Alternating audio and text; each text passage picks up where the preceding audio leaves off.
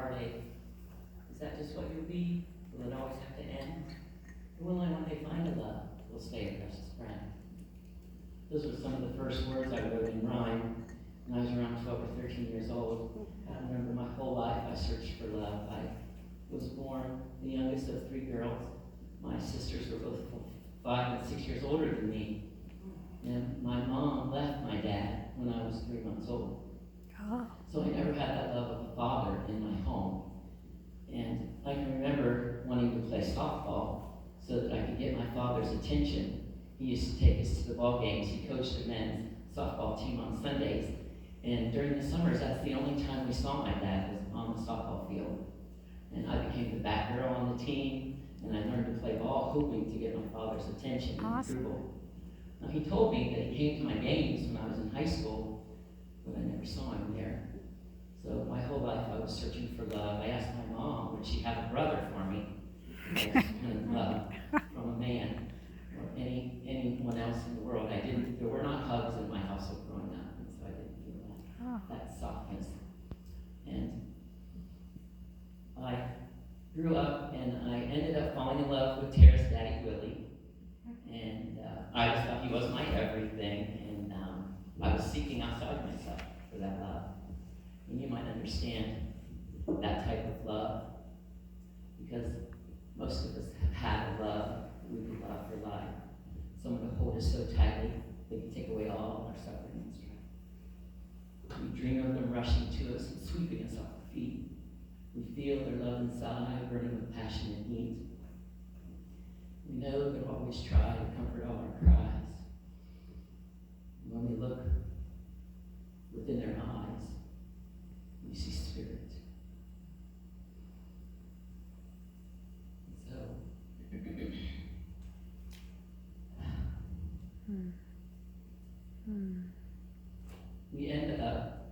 I ended up in California, and I heard a sermon given.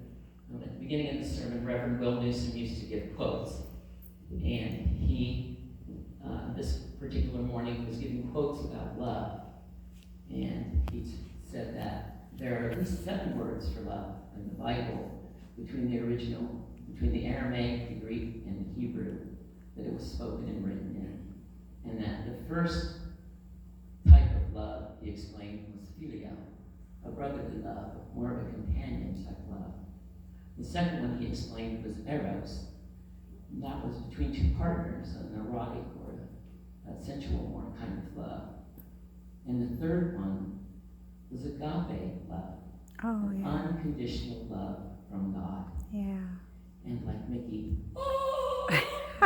the light bulb went off. And my whole life changed. Everything that I wrote about, everything that I did, I realized that the love I was seeking was not outside myself. That love was inside myself, and it just needed to be shared. Because love really isn't love till you give it away. And I want to end with a poem that I wrote when I lost someone very dear to me. And I realized that I lost their physical presence, but I could never lose their love, because love is all. Through the hurt and the pain, the loss and the gain, some days we wonder how long we can just remain the same. We've been bent, but never broken. Sad, because of all that's left unspoken. It's still so very hard for me to just let you go, because you're sitting here missing yourself. But it's time to release you. I know that we should, because we're each proceeding to our highest good. But right now, in this very moment, I just want you back. Your smile and your presence in my life is what I lack. And although it seems we've each been through so much pain, I know our interactions have allowed us each to gain a new perspective on life, a chance to see from above how all these life lessons lead us each back to love.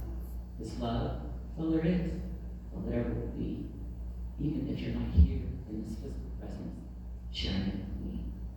So this temporary discomfort, very small price we pay as we each learn to walk our highest path day to day.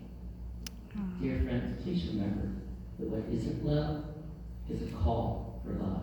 And please act accordingly. Namaste. Namaste.